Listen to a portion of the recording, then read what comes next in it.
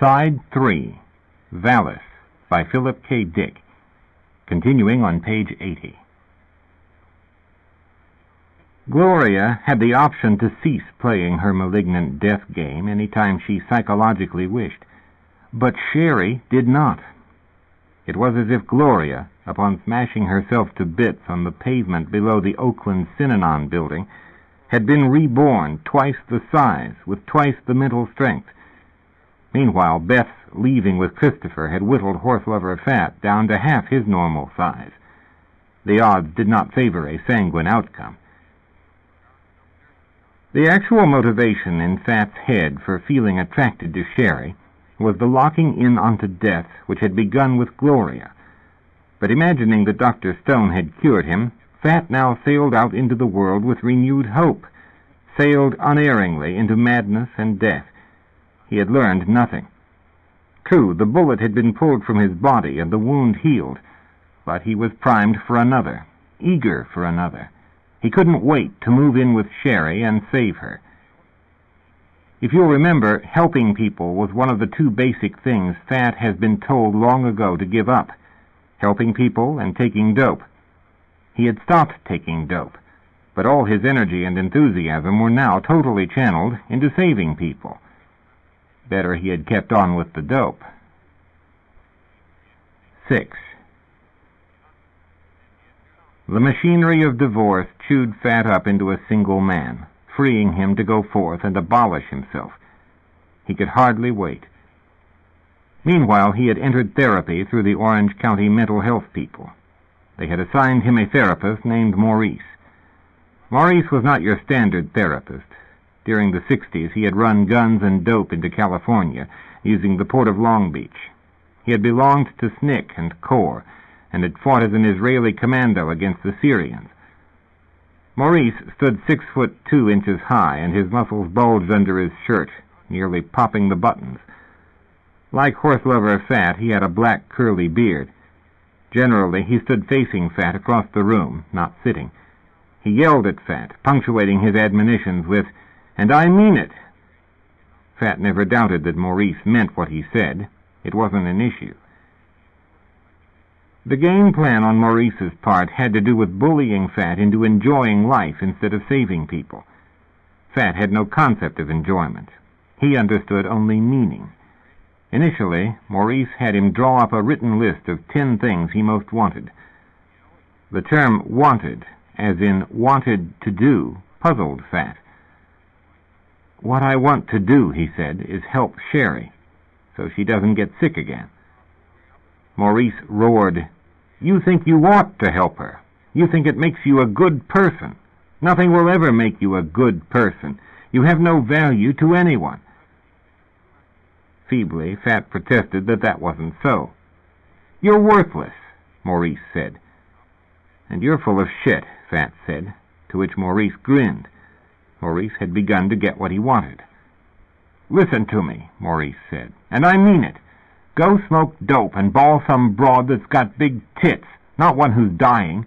You know Sherry's dying, right? She's going to die. And then what are you going to do? Go back to Beth? Beth tried to kill you." "She did?" Fat said, amazed. "Sure she did. She set you up to die. She knew you'd try to ice yourself if she took your son and split." "Well," Fat said, partly pleased. This meant he wasn't paranoid anyhow. Underneath, he knew that Beth had engineered his suicide attempt. "When Sherry dies," Maurice said, "you're going to die. You want to die? I can arrange it right now." He examined his big wristwatch, which showed everything, including the position of the stars. "Let's see, it's 2:30. What about 6 this evening?" Fat couldn't tell if Maurice were serious, but he believed that Maurice possessed the capability, as the term goes. "Listen," Maurice said, "and I mean this. There are easier ways to die than you've glommed onto. You're doing it the hard way. What you've set up is, Sherry dies, and then you have another pretext to die. You don't need a pretext. Your wife and son leaving you, Sherry croaking, that'll be the big payoff when Sherry croaks. In your grief and love for her—" "But who says Sherry is going to die?" Fat interrupted. He believed that through his magical powers he could save her. This, in fact, underlay all his strategy. Maurice ignored the question. "Why do you want to die?" he said instead. "I don't," Fat said, who honestly believed that he didn't. "If Sherry didn't have cancer, would you want to shack up with her?" Maurice waited and got no answer, mainly because Fat had to admit to himself that no, he wouldn't. "Why do you want to die?" Maurice repeated. "Well," Fat said, at a loss. "Are you a bad person?" "No," Fat said. "Is someone telling you to die? A voice? Someone flashing you die messages?" "No." "Did your mother want you to die?" "Well, ever since Gloria." "Fuck Gloria. Who's Gloria? You never even slept with her. You didn't even know her. You were already preparing to die. Don't give me that shit." Maurice, as usual, had begun to yell. "If you want to help people, go up to L.A. and give them a hand at the Catholic Workers' Soup Kitchen, or turn as much of your money over to CARE as you possibly can. Let professionals help people. You're lying to yourself. You're lying that Gloria meant something to you, that what's-her-name, Sherry, isn't going to die. Of course she's going to die. That's why you're shacking up with her, so you can be there when she dies. She wants to pull you down with her, and you want her to. It's a collusion between the two of you. Everybody who comes in this door wants to die. That's what mental illness is all about. You didn't know that? I'm telling you. I'd like to hold your head under water until you fought to live. If you didn't fight, then fuck it. I wish they'd let me do it.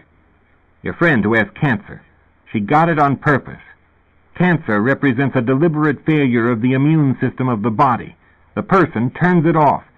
It's because of loss, the loss of a loved one. See how death spreads out? Everyone has cancer cells floating around in their bodies, but their immune system takes care of it. She did have a friend who died, Fat admitted. He had a grand mal seizure, and her mother died of cancer. So Sherry felt guilty because her friend died and her mother died. You feel guilty because Gloria died. Take responsibility for your own life for a change. It's your job to protect yourself. Fat said, "It's my job to help Sherry." "Let's see your list.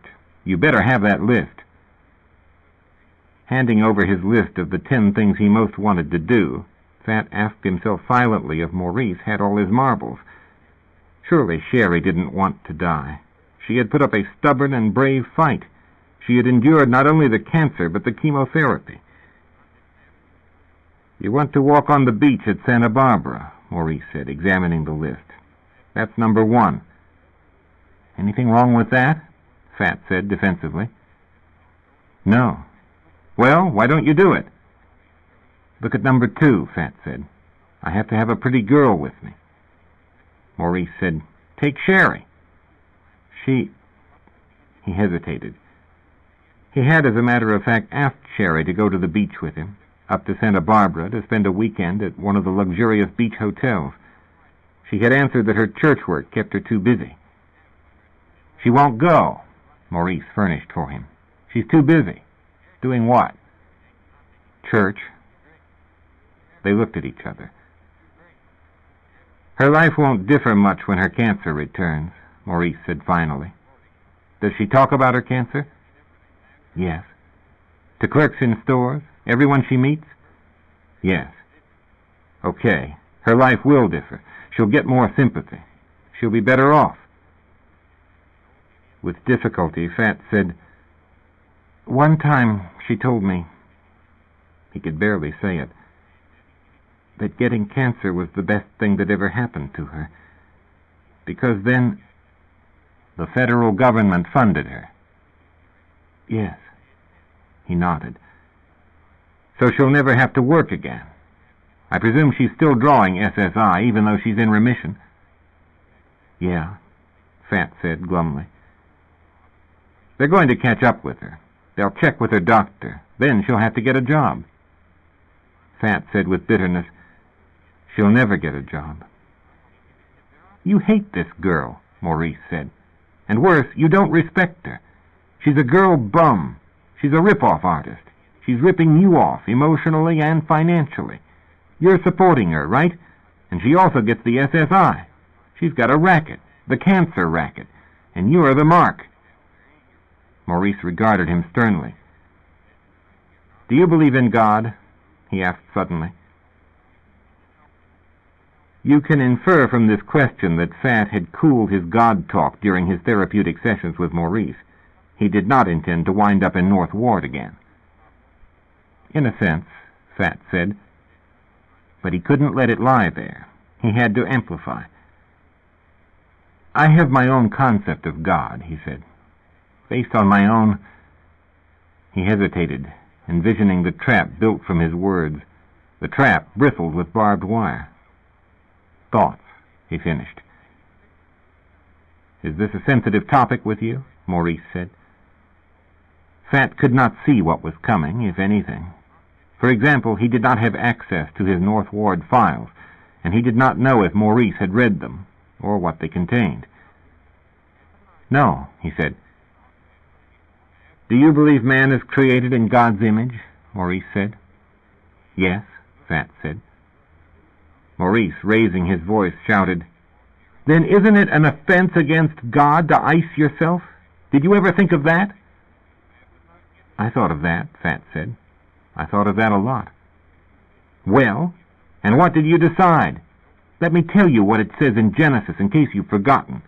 Then God said, Let us make man in our image and likeness, to rule the fish in the sea, the birds of heaven, the cattle, all... Okay, Fat broke in. But that's the creator deity, not the true God.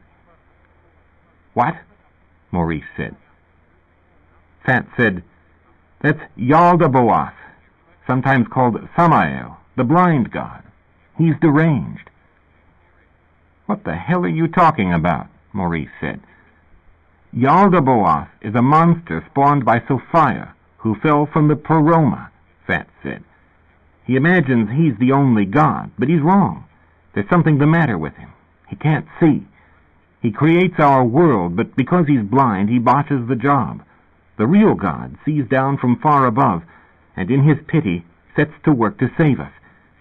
Fragments of light from the Pleroma are... Staring at him, Maurice said, Who made up this stuff? You? Basically, Fat said, my doctrine is Valentinian, 2nd century CE.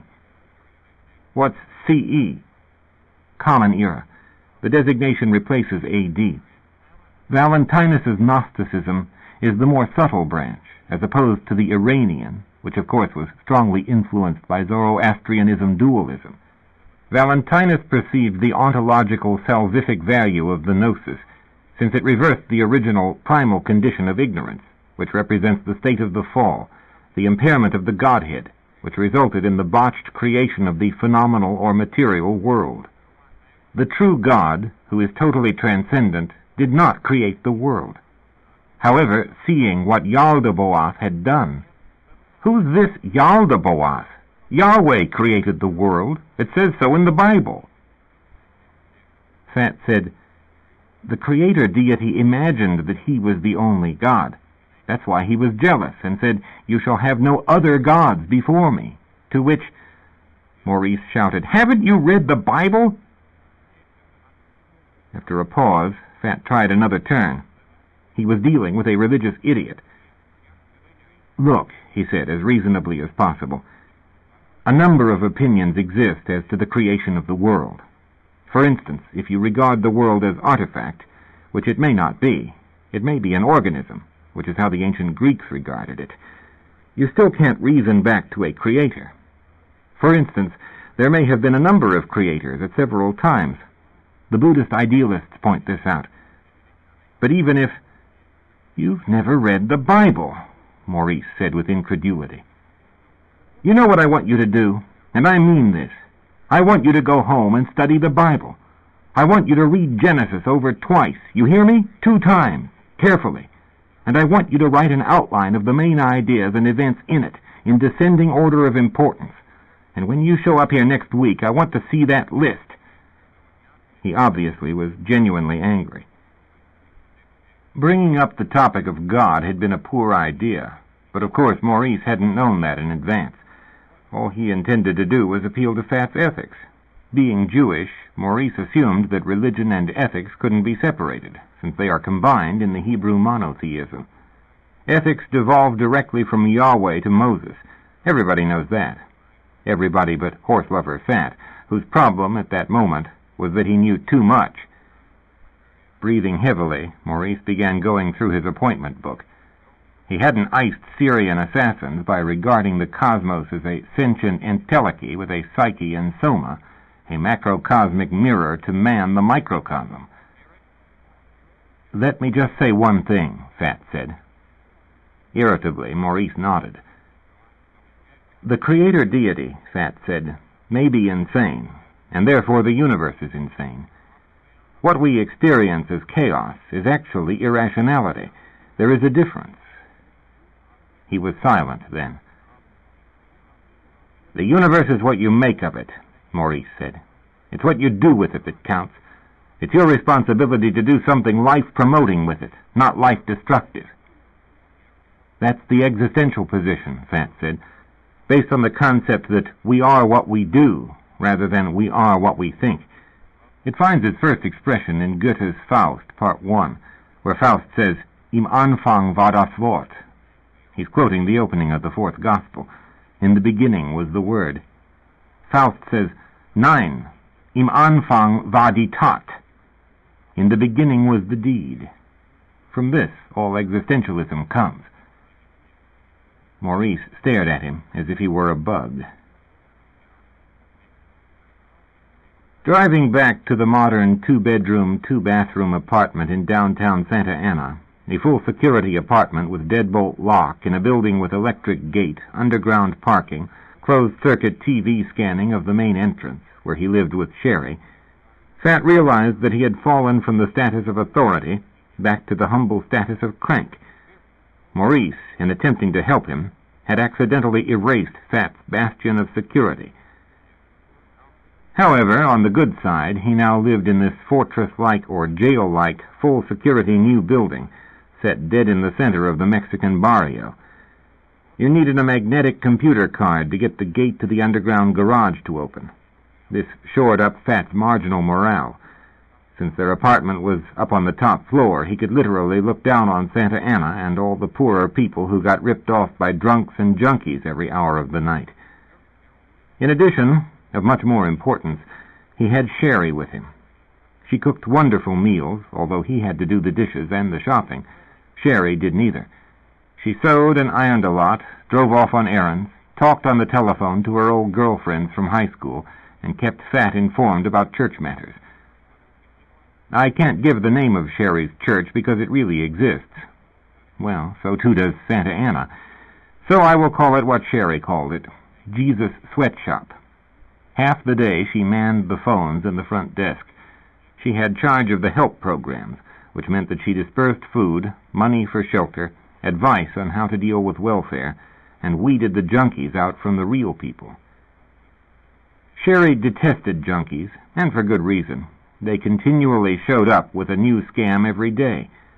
What annoyed her the most was not so much their ripping off the church to score smack, but their boasting about it later.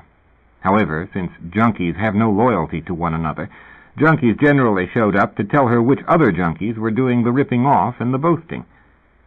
Sherry put their names down on her shit list. Customarily, she arrived home from the church, raving like a madwoman about conditions there, most especially what the creeps and junkies had said and done that day, and how Larry, the priest, did nothing about it. After a week of living together, Fat knew a great deal more about Sherry than he had known from seeing her socially over the 3 years of their friendship. Sherry resented every creature on earth, in order of proximity to her. That is, the more she had to do with someone or something, the more she resented him, or her, or it. The great erotic love in her life took the form of the priest, Larry. During the bad days when she was literally dying from the cancer, Sherry had told Larry that her great desire was to sleep with him, to which Larry had said, this fascinated Fat, who did not regard it as an appropriate answer, that he, Larry, never mixed his social life with his business life. Larry was married, with 3 children and a grandchild. Sherry still loved him and still wanted to go to bed with him, but she sensed defeat. On the positive side, one time while living at her sister's, or conversely dying at her sister's, to hear Sherry tell it, she had gone into seizures, and Father Larry had showed up to take her to the hospital. As he picked her up in his arms, she had kissed him, and he had French kissed her. Sherry mentioned this several times to Fat. Wistfully, she longed for those days. "I love you," she informed Fat one night, "but it's really Larry that I really love, because he saved me when I was sick." Fat soon developed the opinion that religion was a sideline at Sherry's church.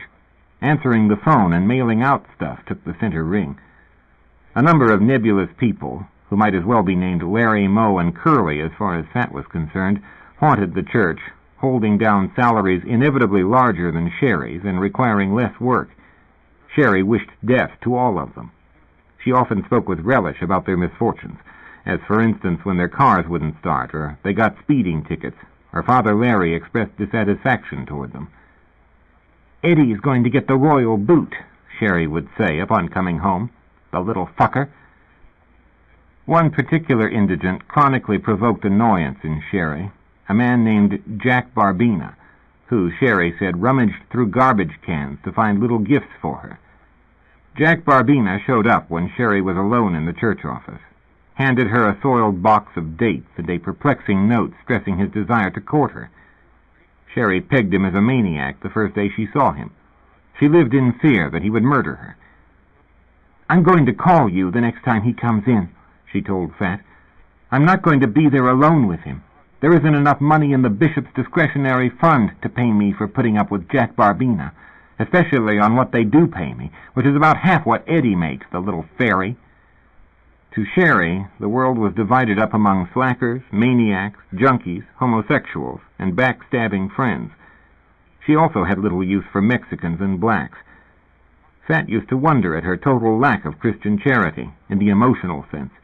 How could, why would, Sherry want to work in a church and fix her sights on religious orders when she resented, feared, and detested every living human being, and most of all complained about her lot in life? Sherry even resented her own sister, who had sheltered, fed, and cared for her all the time she was sick. The reason? May drove a Mercedes-Benz and had a rich husband. But most of all, Sherry resented the career of her best friend Eleanor, who had become a nun. "Here I am throwing up in Santa Ana," Sherry frequently said, "and Eleanor's walking around in a habit in Las Vegas." "You're not throwing up now," Fat pointed out. "You're in remission." "But she doesn't know that. What kind of place is Las Vegas for a religious order? She's probably peddling her ass in—" "You're talking about a nun," Fat said, who had met Eleanor. He had liked her. "I'd be a nun by now if I hadn't got sick," Sherry said. To escape from Sherry's nattering drivel, Fat shut himself up in the bedroom he used as a study and began working once more on his great exegesis. He had done almost 300,000 words, mostly holographically, but from the inferior bulk he had begun to extract what he termed his tractate, Cryptica Scriptura, see Appendix, page 229, which simply means hidden discourse. Fat found the Latin more impressive as a title. At this point in the Meisterwerk, he had begun patiently to fabricate his cosmogony, which is the technical term for how the cosmos came into existence. Few individuals compose cosmogonies. Usually entire cultures, civilizations, people, or tribes are required. A cosmogony is a group production, evolving down through the ages. Fat well knew this, and prided himself on having invented his own. He called it two-source cosmogony. In his journal, or exegesis, it came as entry 47, and was by far the longest single entry. The one was and was not, combined, and desired to separate the was not from the was. So it generated a diploid sac which contained, like an eggshell, a pair of twins, each an androgyny, spinning in opposite directions, the yin and yang of Taoism, with the one as the Tao.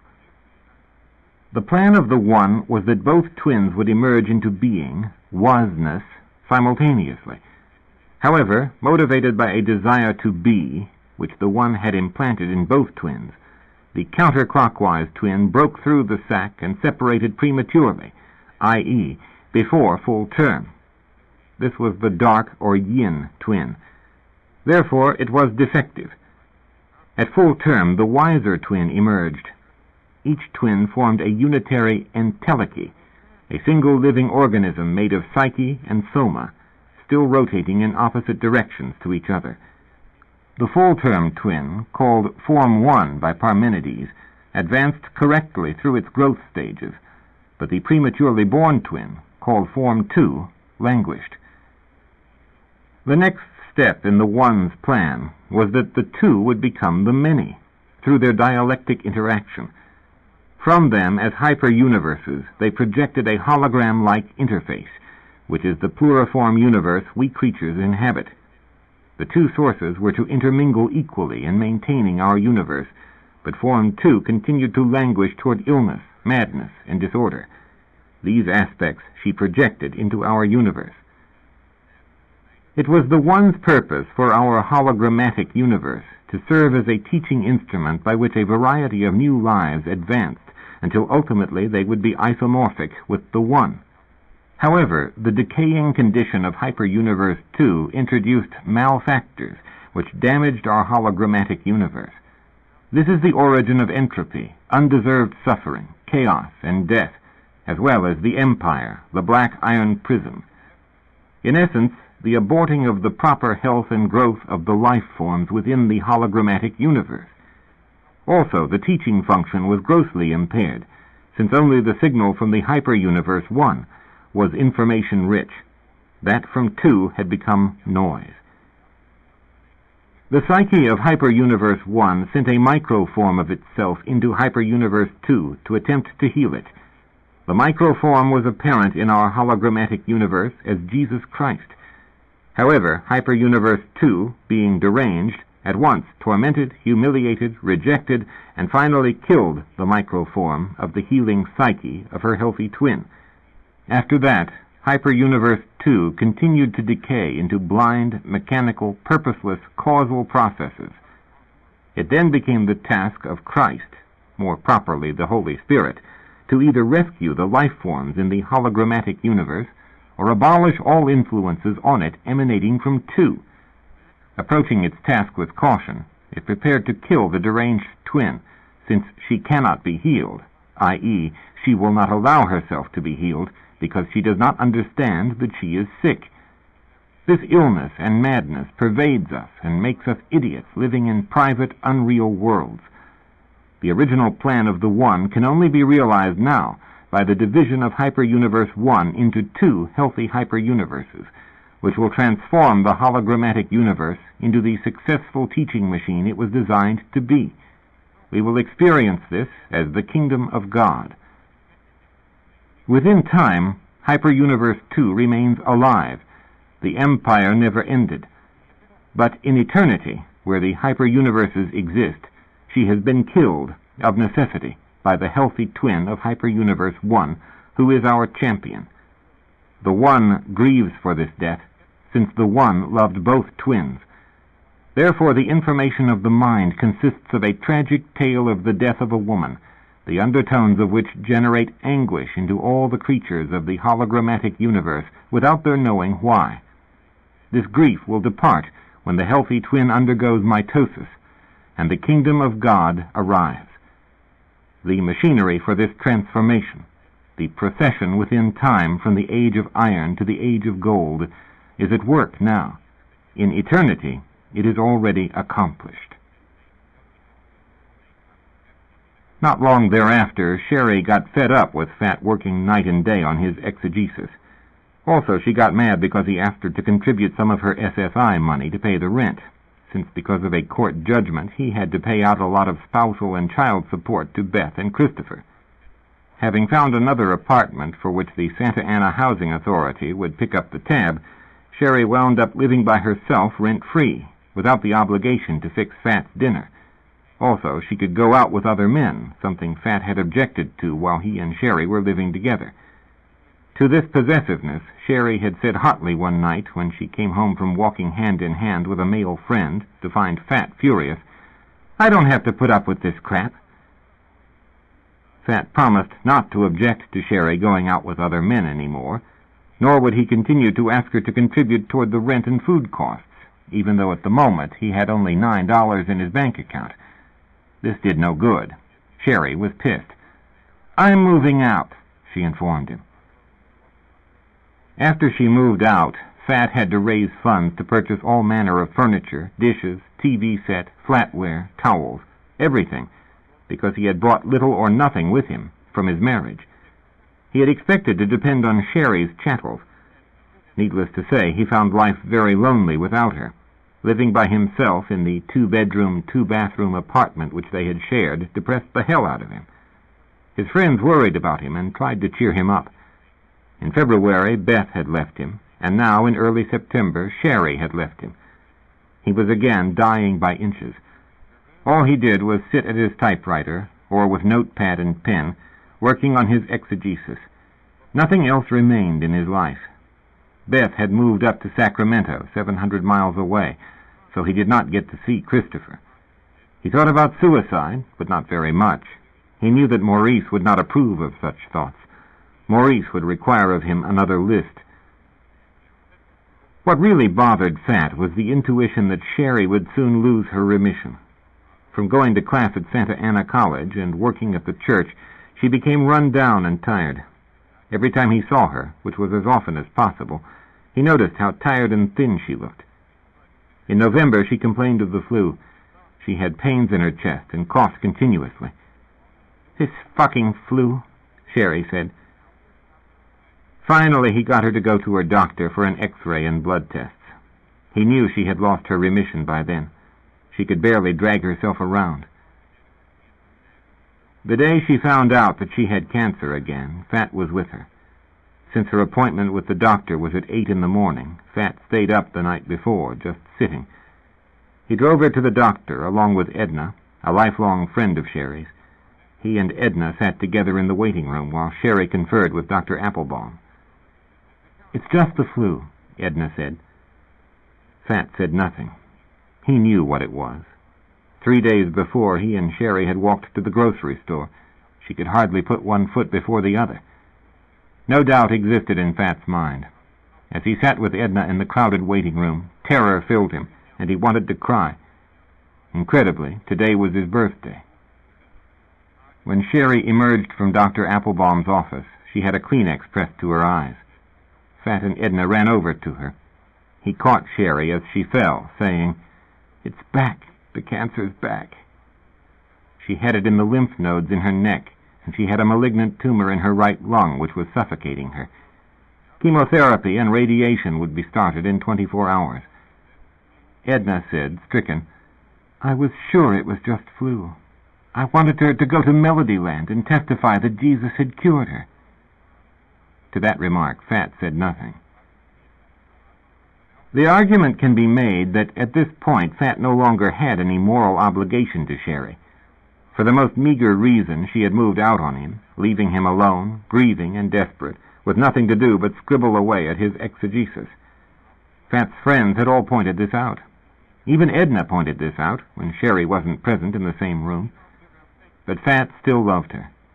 He now asked her to move back in with him so that he could take care of her, inasmuch as she had become too weak to fix herself meals, and once she began the chemotherapy she would become a lot sicker. "No thanks," Sherry said tonelessly. Fat walked down to her church one day and talked with Father Larry. He begged Larry to put pressure on the state of California Medicare people to provide someone to come in and fix meals for Sherry, and to help clean up her apartment, since she would not let him, Fat, do it. Father Larry said he would, but nothing came of it. Again Fat went over to talk to the priest about what could be done to help Sherry, and while he was talking, Fat suddenly began to cry. To this, Father Larry said enigmatically, "I've cried all the tears I am going to cry for that girl." Fat could not tell if that meant that Larry had burned out his circuits from grief, or that he had calculatedly, as a self-protective device, curtailed his grief. Fat does not know to this day. His own grief had reached critical mass. Now Sherry had been hospitalized. Fat visited her and saw lying in the bed a small, sad shape, half the size he was accustomed to, a shape coughing in pain, with wretched hopelessness in its eyes. Fat could not drive home after that, so Kevin drove him home. Kevin, who usually maintained his stance of cynicism, could not speak from grief. The two of them drove along, and then Kevin slapped him on the shoulder, which is the only avenue open to men to show love for each other. "What am I going to do?" Fat said, meaning, what am I going to do when she dies? He really loved Sherry, despite her treatment of him, if indeed, as his friends maintained, she had treated him shabbily. He himself, he neither knew nor cared about that. All he knew was that she lay in the hospital bed with metastasized tumors throughout her. Every day he visited her in the hospital, along with everyone else who knew her. At night he did the only act left open to him, work on his exegesis. He had reached an important entry. Entry 48, On Our Nature.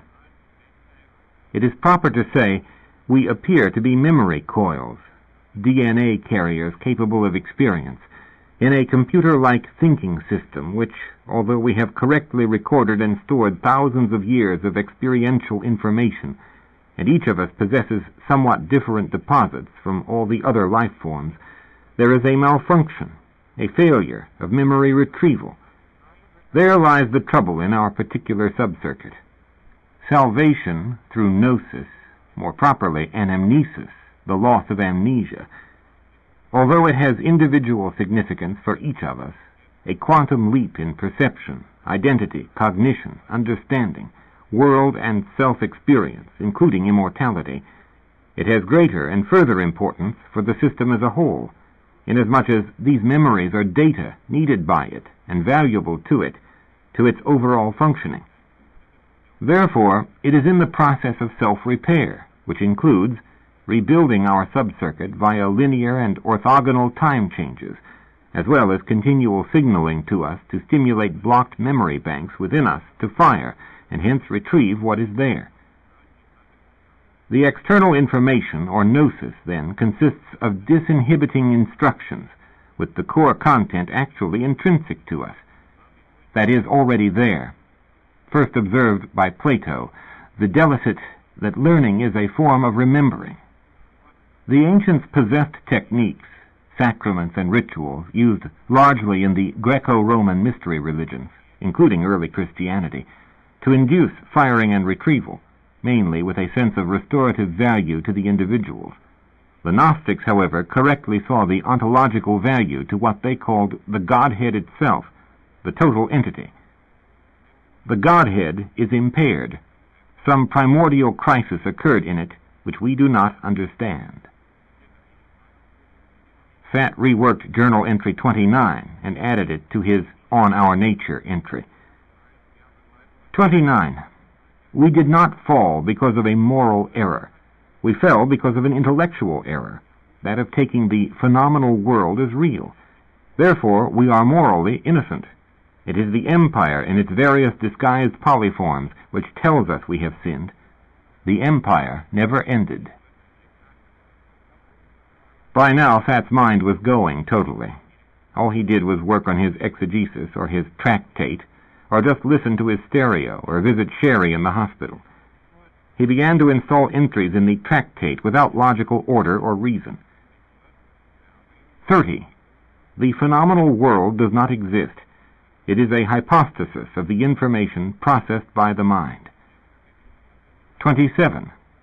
If the centuries of spurious time are excised, the true date is not 1978 CE, but 103 CE. Therefore, the New Testament says that the kingdom of the Spirit will come before some now living die. We are living, therefore, in apostolic times. 20. The Hermetic alchemists knew of the secret race of three-eyed invaders, but despite their efforts could not contact them. Therefore, their efforts to support Frederick V, Elector Palatine, King of Bohemia, failed. The empire never ended. 21. The Rose-Cross Brotherhood wrote, Ex Deo nascimur, in Jesu mortimur, per Spiritum Sanctum reviviscimus, which is to say, from God we are born, in Jesus we die, by the Holy Spirit we live again. This signifies that they had rediscovered the lost formula for immortality which the Empire had destroyed. The Empire never ended. 10. Apollonius of Tyana, writing as Hermes Trismegistus, said, That which is above is that which is below. By this he meant to tell us that our universe is a hologram, but he lacked the term. 12. The Immortal One was known to the Greeks as Dionysus, to the Jews as Elijah, to the Christians as Jesus. He moves on when each human host dies, and thus is never killed or caught. Hence, Jesus on the cross said, Eli, Eli, lama sabachthani, to which some of those present correctly said, The man is calling on Elijah. Elijah had left him, and he died alone. At this moment, as he made this entry, Horselover Fat was dying alone. Elijah, or whatever divine presence it was that had fired tons of information into his skull in 1974, had indeed left him. The dreadful question that Fat asked himself over and over again did not get put down in his journal or tractate. The question could be put this way. If the divine presence knew about Christopher's birth defect and did something to correct it, why doesn't it do something about Sherry's cancer? How could it let her lie there dying? Fat could not figure this out. The girl had gone an entire year wrongly diagnosed. Why hadn't Zebra fired that information to Fat, or to Sherry's doctor, or to Sherry, to someone? Fired it in time to save her. One day, when Fat visited Sherry in the hospital, a grinning fool stood there by her bed, a simp who Fat had met. This thing used to shamble in while Fat and Sherry lived together, and would put his arms around Sherry, kiss her, and tell her he loved her. Never mind Fat. This childhood friend of Sherry's, when Fat entered the hospital room, was saying to Sherry, "What'll we do when I'm king of the world and you're queen of the world?" To which Sherry, in agony, murmured, "I just want to get rid of these lumps in my throat." Fat had never come so close to cold-cocking anybody into tomorrow as at that moment. Kevin, who had accompanied him, had to physically hold Fat back. On the drive back to Fat's lonely apartment, where he and Sherry had lived together for such a short time, Fat said to Kevin, "I'm going crazy. I can't take it." "That's a normal reaction," Kevin said, showing nothing of his cynical pose these days. "Tell me," Fat said, "why God doesn't help her." He kept Kevin up on the progress of his exegesis. His encounter with God in 1974 was known to Kevin, so Fat could talk openly. Kevin said, "It's the mysterious ways of the great Punta." "What the fuck is that?" Fat said. "I don't believe in God," Kevin said. "I believe in the great Punta. And the ways of the great Punta are mysterious. No one knows why he does what he does, or doesn't do." "Are you kidding me?" "No," Kevin said. "Where did the great Punta come from?" "Only the great Punta knows." "Is he benign?" "Some say he is, some say he isn't." "He could help Sherry if he wanted to." Kevin said, "Only the great Punta knows that." They started laughing. Obsessed with death and going crazy from grief and worry about Sherry, Fat wrote entry 15 in his tractate. 15. The Sibyl of Cumae protected the Roman Republic and gave timely warnings. In the 1st century CE, she foresaw the murders of the 2 Kennedy brothers, Dr. King and Bishop Pike. She saw the 2 common denominators in the 4 murdered men. First, they stood in defense of the liberties of the Republic, and second, each man was a religious leader.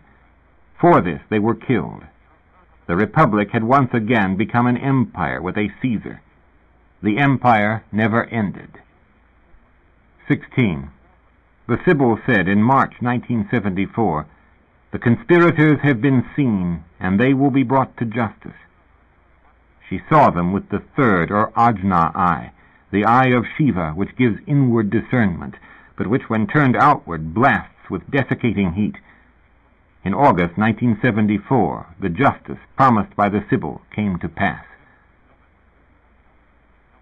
Fat decided to put down on the tractate all the prophetic statements fired into his head by Zebra.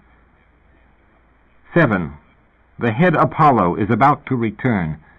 Saint Sophia is going to be born again. She was not acceptable before. The Buddha is in the park. Siddhartha sleeps, but is going to awaken. The time you have waited for has come. Knowing this by direct route from the divine made Fat a latter-day prophet. But, since he had gone crazy, he also entered absurdities into his tractate. 50.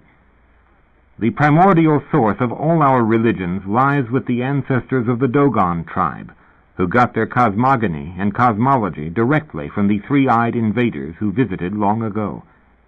The three-eyed invaders are mute and deaf and telepathic, could not breathe our atmosphere, had the elongated misshapen skull of Akhenaten, and emanated from a planet in the star system Sirius. Although they had no hands, but had instead pincer claws, such as a crab has, they were great builders. They covertly influence our history toward a fruitful end. By now, Fat had finally lost touch with reality. 7. You can understand why Fat no longer knew the difference between fantasy and divine revelation, assuming there is a difference, which has never been established. He imagined that Zebra came from a planet in the star system Sirius, had overthrown the Nixon tyranny in August 1974, and would eventually set up a just and peaceful kingdom on Earth, where there would be no sickness, no pain, no loneliness, and the animals would dance with joy. Fat found a hymn by Akhenaten and copied parts of it out of the reference book and into his tractate. When the fledgling in the egg chirps in the egg, thou givest him breath therein to preserve him alive. When thou hast brought him together to the point of bursting the egg, he cometh forth from the egg to chirp with all his might. He goeth about upon his 2 feet when he hath come from therefrom. How manifold are thy works! They are hidden from before us, O sole God, whose powers no other possesseth.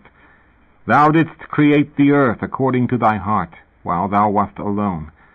Men, all cattle large and small, all that go about upon their feet, all that are on high, that fly with their wings.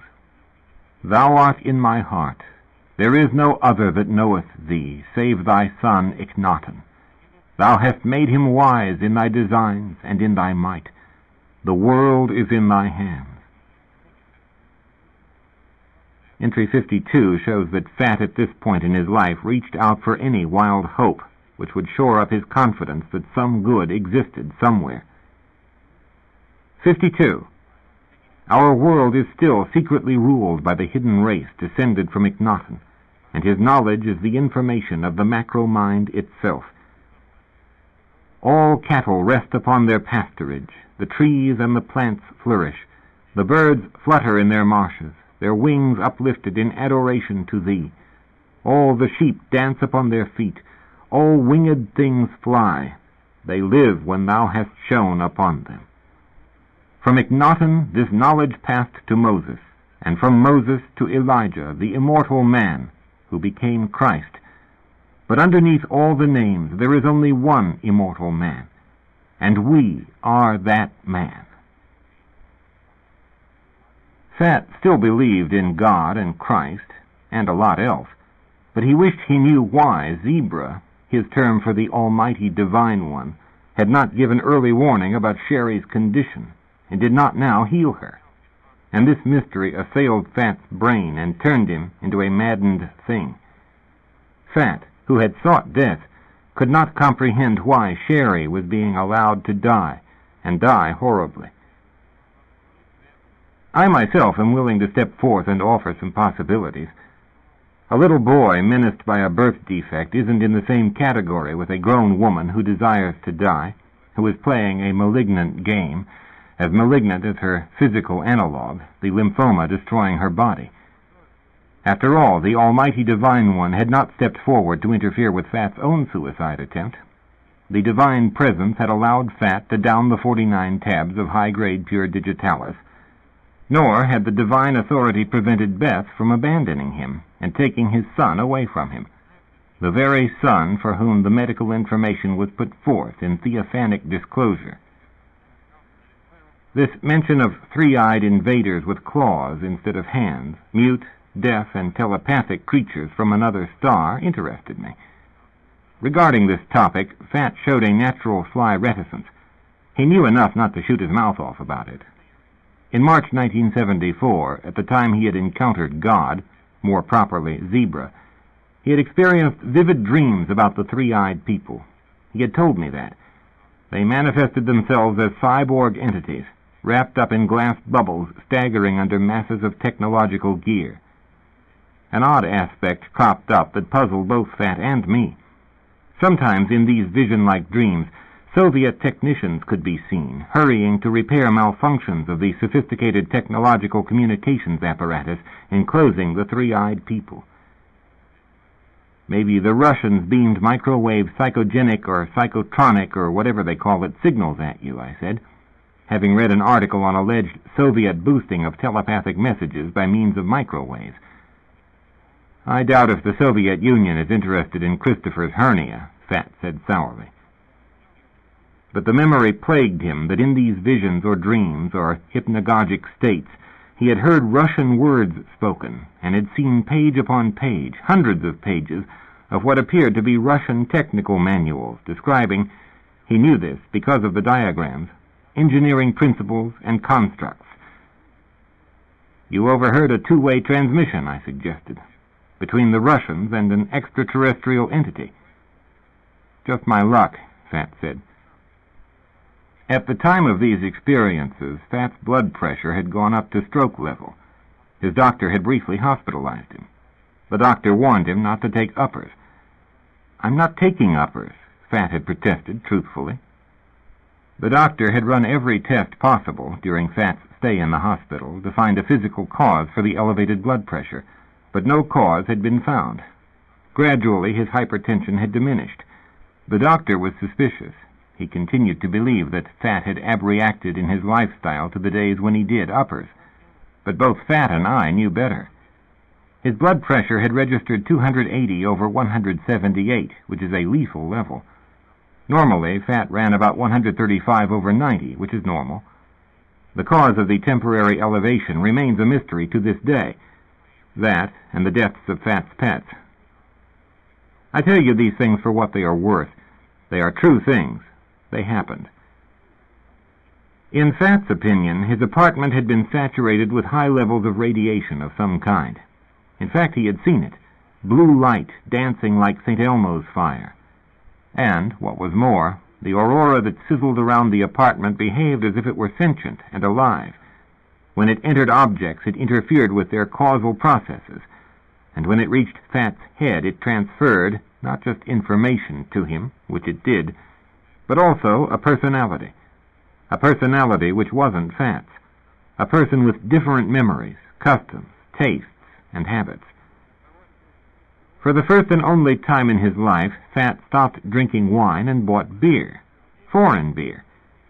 And he called his dog he and his cat she, although he knew, or had previously known, that the dog was a she and the cat a he. This had annoyed Beth.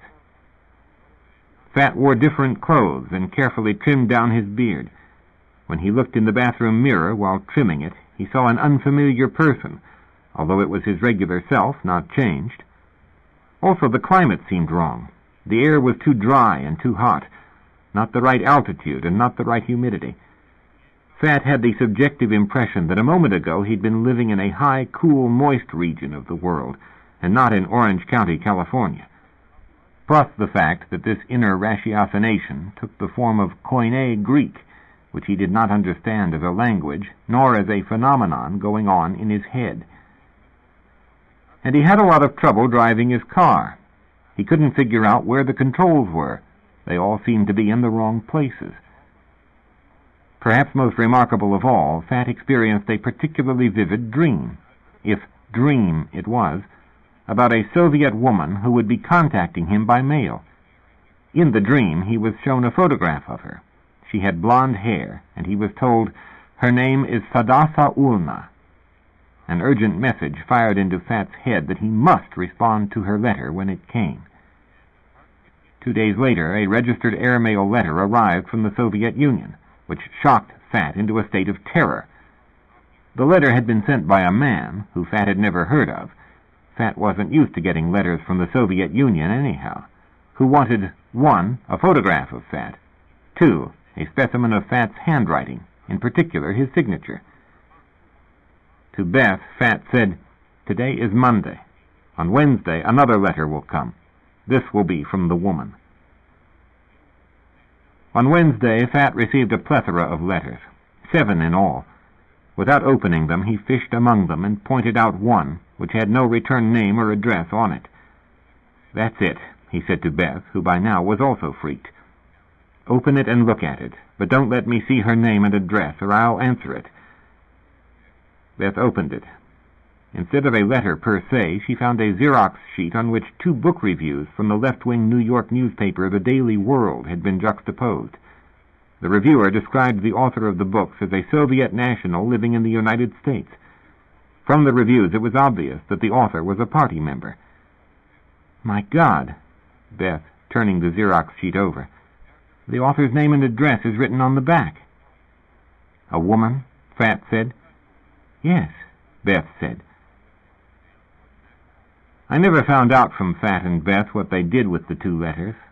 From hints Fat dropped, I deduced that he finally answered the first one, having decided that it was innocent.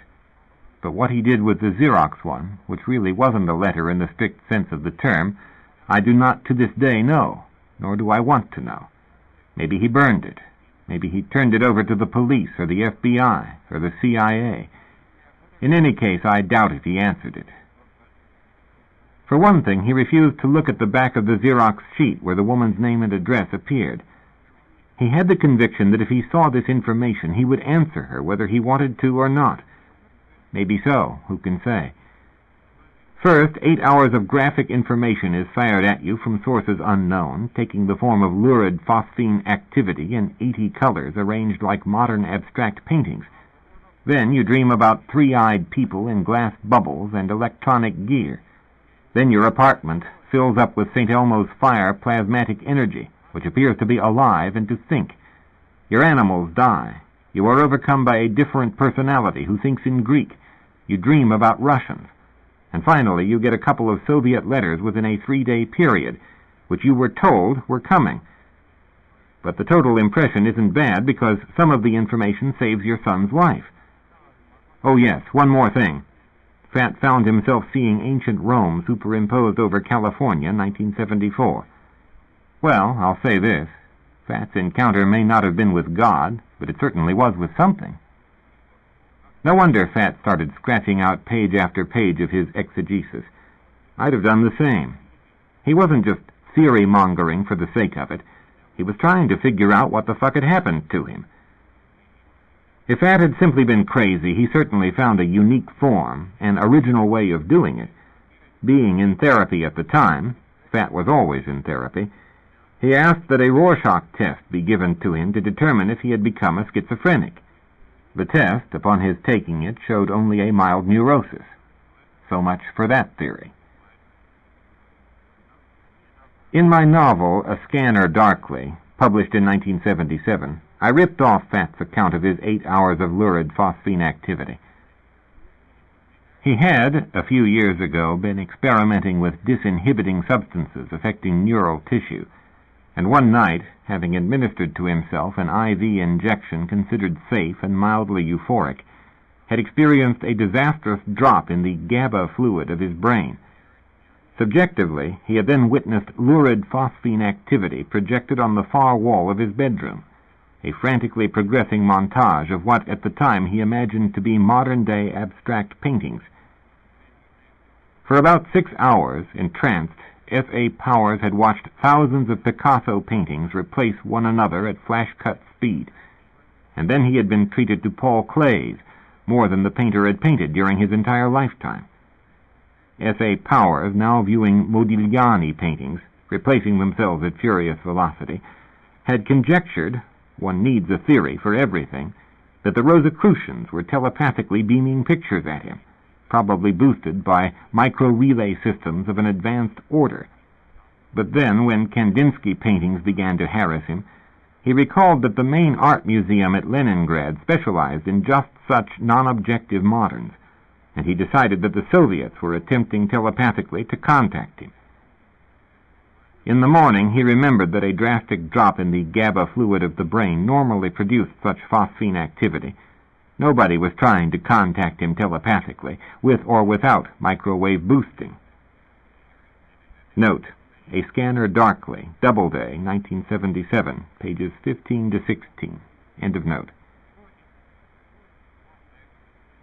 The GABA fluid of the brain blocks neural circuits from firing. It holds them in a dormant or latent state until a disinhibiting stimulus, the correct one, is presented to the organism, in this case Horselover Fat. In other words, these are neural circuits designed to fire on cue at a specific time under specific circumstances. Had Fat been presented with a disinhibiting stimulus prior to the lurid phosphine activity, the indication of a drastic drop in the level of GABA fluid in his brain, and hence the firing of previously blocked circuits, meta-circuits, so to speak? All these events took place in March 1974. The month before that, Fat had had an impacted wisdom tooth removed. For this, the oral surgeon administered a hit of IV sodium pentothal. Later that afternoon, back at home and in great pain, Fat had gotten Beth to phone for some oral pain medication. Being as miserable as he was, Fat himself had answered the door when the pharmacy delivery person knocked. When he opened the door, he found himself facing a lovely dark-haired young woman who held out a small white bag containing the Darvan N. But Fat, despite his enormous pain, cared nothing about the pills because his attention had fastened on the gleaming gold necklace about the girl's neck. He couldn't take his eyes off it. Dazed from pain and from the sodium pentothal, and exhausted by the ordeal he had gone through, he nonetheless managed to ask the girl what the symbol shaped in gold at the center of the necklace represented. It was a fish in profile. Touching the golden fish with one slender finger, the girl said, "This is a sign used by the early Christians." Instantly, Fat experienced a flashback. He remembered, just for a half-second, remembered ancient Rome and himself as an early Christian, the entire ancient world and his furtive, frightened life as a secret Christian, hunted by the Roman authorities, burst over his mind. And then he was back in California, 1974, accepting the little white bag of pain pills. A month later, as he lay in bed, unable to sleep, in the semi-gloom, listening to the radio, he started to see floating colors. Then the radio shrilled hideous, ugly sentences at him, and after 2 days of this, the vague colors began to rush toward him as if he were himself moving forward, faster and faster. And, as I depicted in my novel A Scanner Darkly, the vague colors abruptly froze into sharp focus in the form of modern abstract paintings, literally tens of millions of them in rapid succession.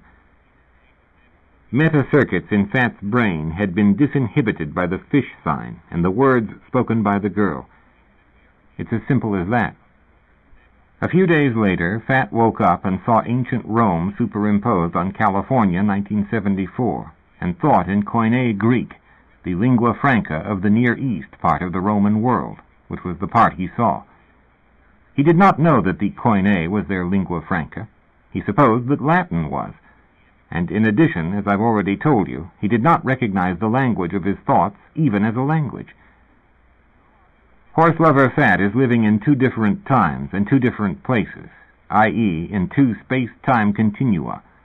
That is what took place in March 1974, because of the ancient fish sign presented to him the month before. His 2 space-time continua ceased to be separate and merged, and his 2 identities, personalities, also merged. Later, he heard a voice think inside his head, "There's someone else living in me, and he's not in this century."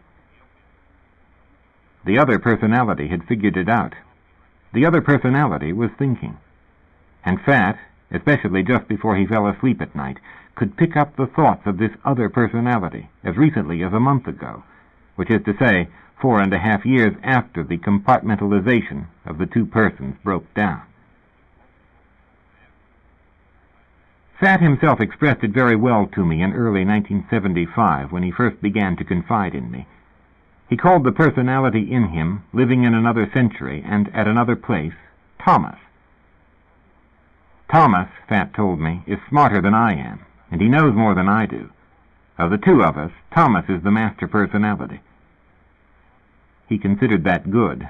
Woe unto someone who has an evil or stupid other personality in his head.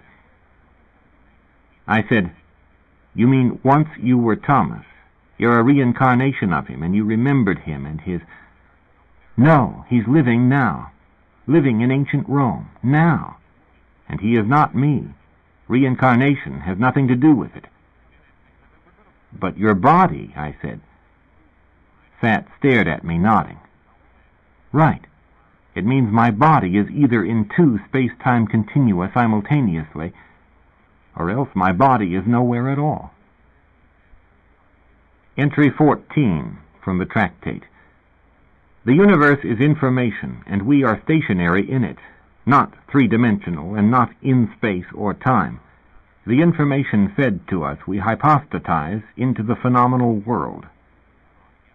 Entry 30, which is a restatement for emphasis. The phenomenal world does not exist. It is a hypostasis of the information processed by the mind. Fat had scared the shit out of me.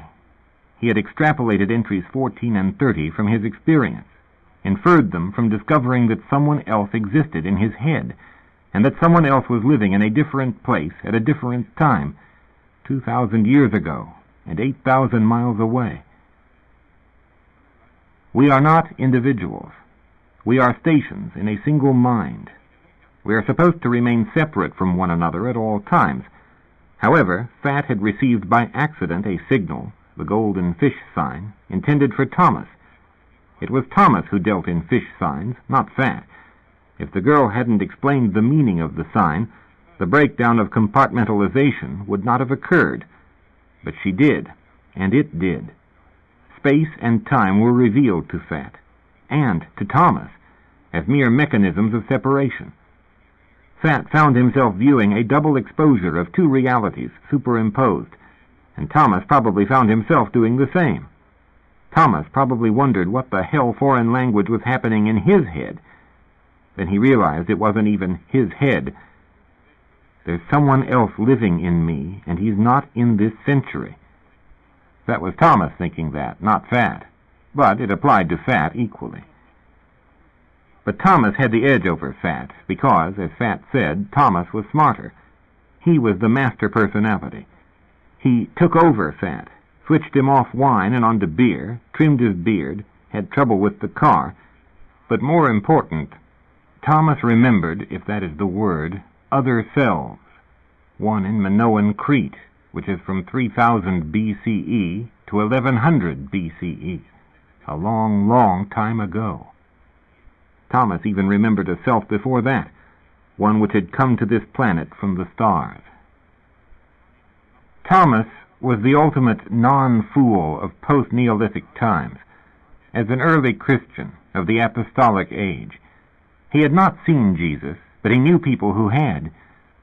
My God, I'm losing control here, trying to write this down. Thomas had figured out how to reconstitute himself after his physical death. All the early Christians knew how. It worked through anamnesis, the loss of amnesia, which, well, the system was supposed to work this way. When Thomas found himself dying, he would engram himself on the Christian fish sign, eat some strange pink, the same pink color as in the light which Fat had seen, some strange pink food, and drink from a sacred pitcher kept in a cool cupboard, and then die. And when he was reborn, he would grow up and be a later person, not himself, until he was shown the fish sign. He had anticipated this happening about 40 years after his death. Wrong.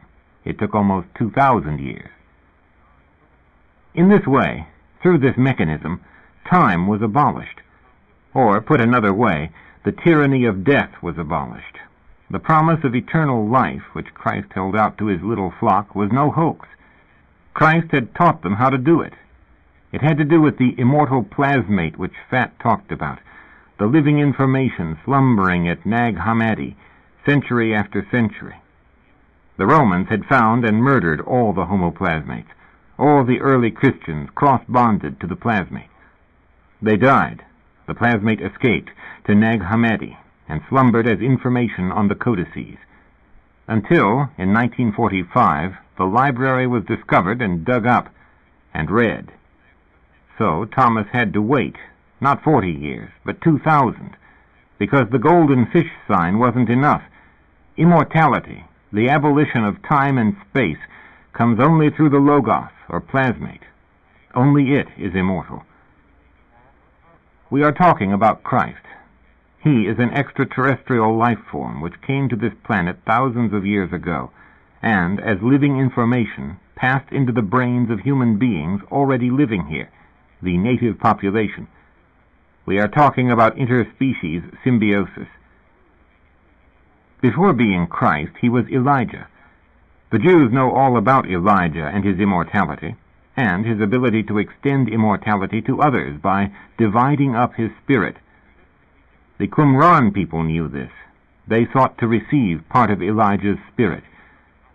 You see, my son, here time changes into space.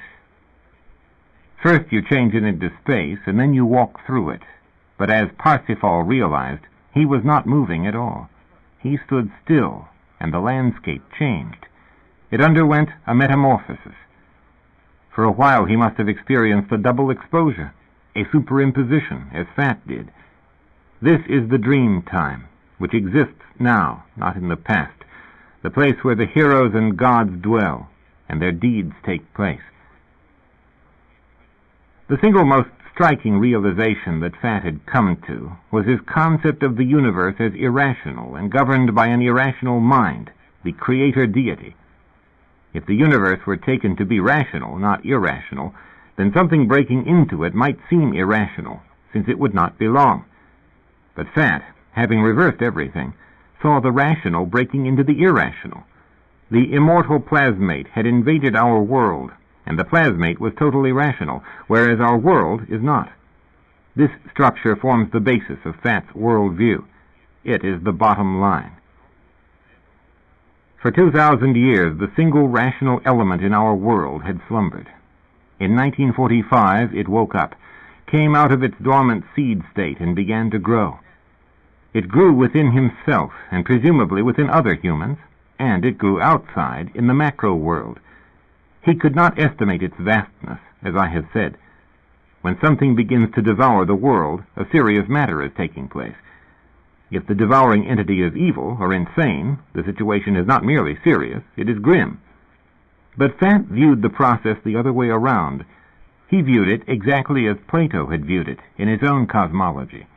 The rational mind, nous, persuades the irrational, chance, blind determinism, ananke, into cosmos. This process had been interrupted by the empire. The empire never ended. Until now. Until August 1974, when the empire suffered a crippling, perhaps terminal blow at the hands, so to speak, of the immortal plasmate, now restored to active form and using humans as its physical agents. Horselover Fat was one of those agents. He was, so to speak, the hands of the plasmate, reaching out to injure the empire. Out of this, Fat deduced that he had a mission, that the plasmate's invasion of him represented its intention to employ him for its benign purposes. I have had dreams of another place myself, a lake up north, and the cottages and small rural houses around its south shore.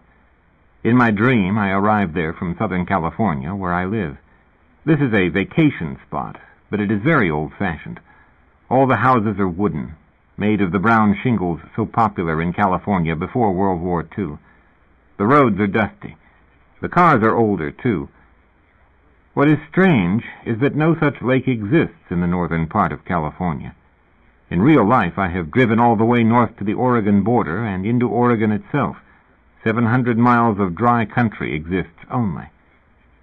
Where does this lake, and the houses and roads around it, actually exist? Countless times I dream about it.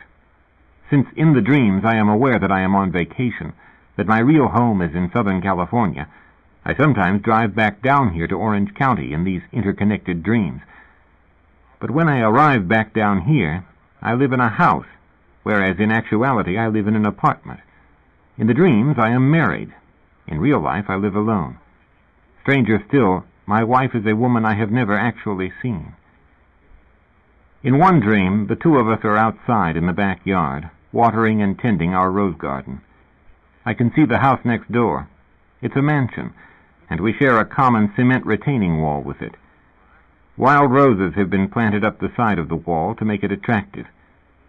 As I carry my rake past the green plastic garbage cans which we have stuffed with the clippings of trimmed plants, I glance at my wife.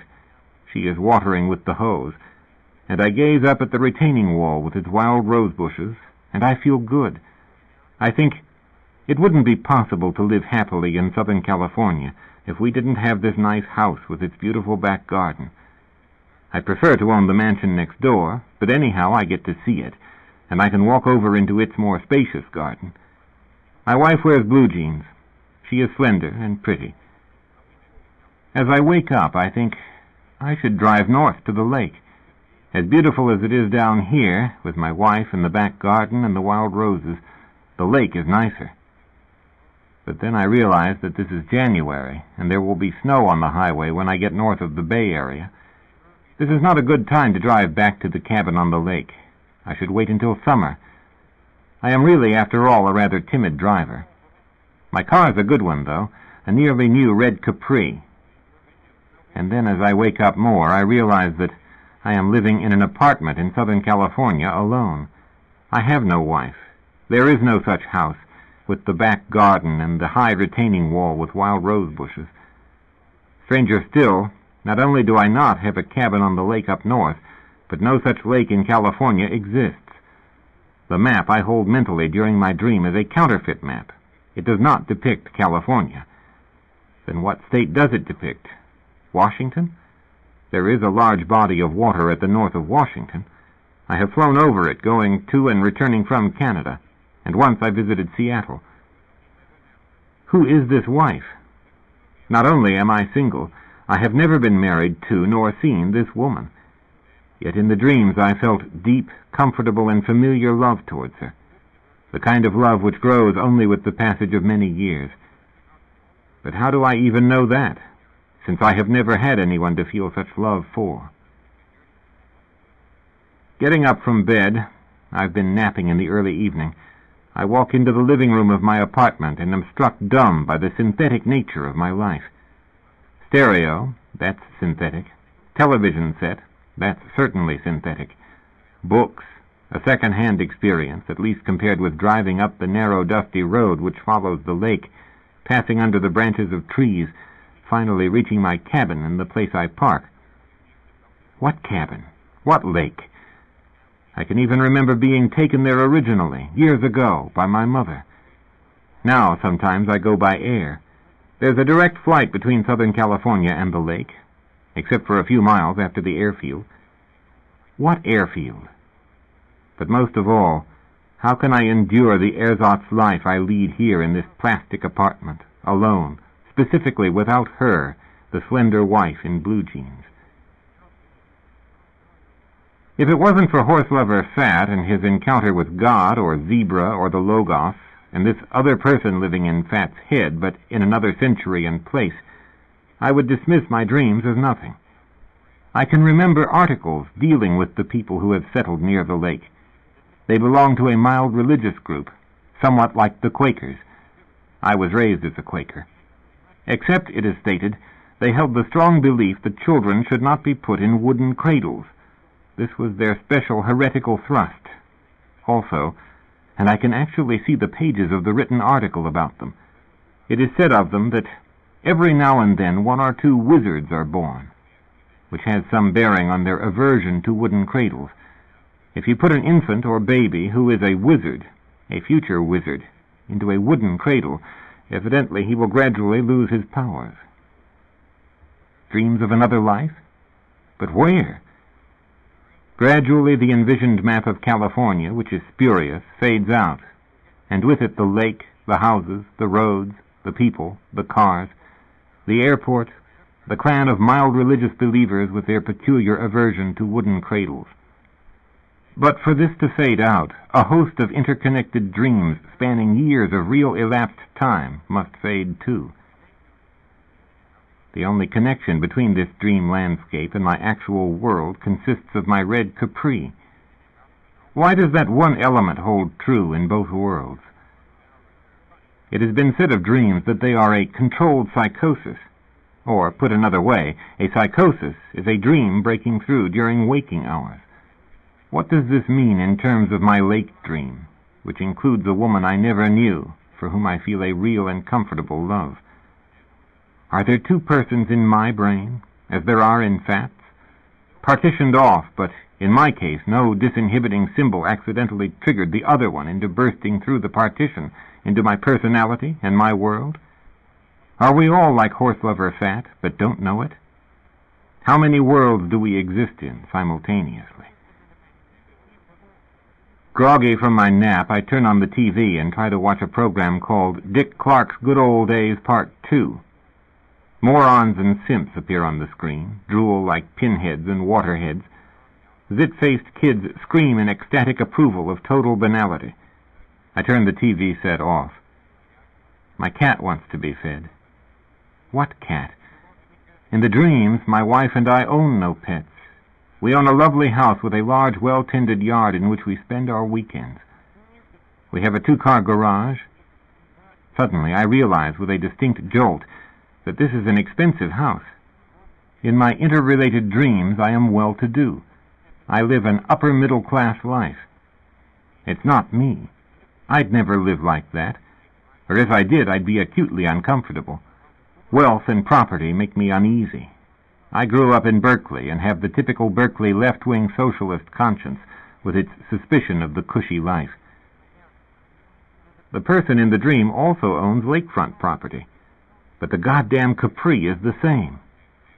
Earlier this year I went out and bought a brand new Capri Ghia, which normally I can't afford. It is the kind of car the person in the dream would own. There is a logic to the dream, then. As that person, I would have the same car. An hour after I have woken up from the dream, I can still see in my mind's eye, whatever that may be, the third or Ajna eye, the garden hose which my wife in her blue jeans is dragging across the cement driveway. Little details and no plot. I wish I owned the mansion next to our house. I do? In real life, I wouldn't own a mansion on a bet. These are rich people. I detest them. Who am I? How many people am I? Where am I? This plastic little apartment in Southern California is not my home, but now I am awake, I guess, and here I live, with my TV, hello Dick Clark, and my stereo, hello Olivia Newton-John, and my books, hello 9 million stuffy titles. In comparison to my life in the interconnected dreams, this life is lonely and phony and worthless, unfit for an intelligent and educated person. Where are the roses? Where is the lake? Where is the slim, smiling, attractive woman coiling and tugging the green garden hose?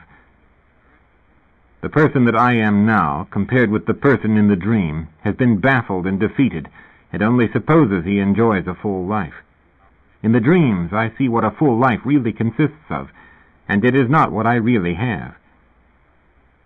Then a strange thought comes to me. I am not close to my father, who is still alive, in his 80s, living up in Northern California, in Menlo Park. Only twice did I ever visit his house, and that was 20 years ago. His house was like that which I owned in the dream. His aspirations and accomplishments dovetail with those of the person in the dream. Do I become my father during my sleep? The man in the dream, myself, was about my own actual age, or younger. Yes, I infer from the woman, my wife, much younger. I have gone back in time in my dreams, not back to my own youth, but back to my father's youth. In my dreams, I hold my father's view of the good life, of what things should be like. The strength of his view is so strong that it lingers an hour after I wake up. Of course, I felt dislike for my cat upon awakening. My father hates cats. My father, in the decade before I was born, used to drive up north to Lake Tahoe. He and my mother probably had a cabin there. I don't know. I've never been there. Phylogenic memory, memory of the species. Not my own memory, ontogenic memory. Phylogeny is recapitulated in ontogeny, as it is put. The individual contains the history of his entire race back to its origins, back to ancient Rome, to Minos at Crete, back to the stars. All I got down to, all I abreacted to in sleep, was one generation. This is gene pool memory, the memory of the DNA. That explains Horselover Fat's crucial experience, in which the symbol of the Christian fish disinhibited a personality from 2,000 years in the past, because the symbol originated 2,000 years in the past. Had he been shown an even older symbol, he would have abreacted farther. After all, the conditions were perfect for it. He was coming off sodium pentothal, the truth drug. Fat has another theory. He thinks that the date is really 103 CE, or AD as I put it. Damn Fat and his hip modernisms. We're actually in apostolic times, but a layer of Maya, or what the Greeks called dokos, obscures the landscape. This is a key concept with Fat. Dokos, the layer of delusion, or the merely seeming. The situation has to do with time, with whether time is real. End of Side 3. To continue, turn the cassette over.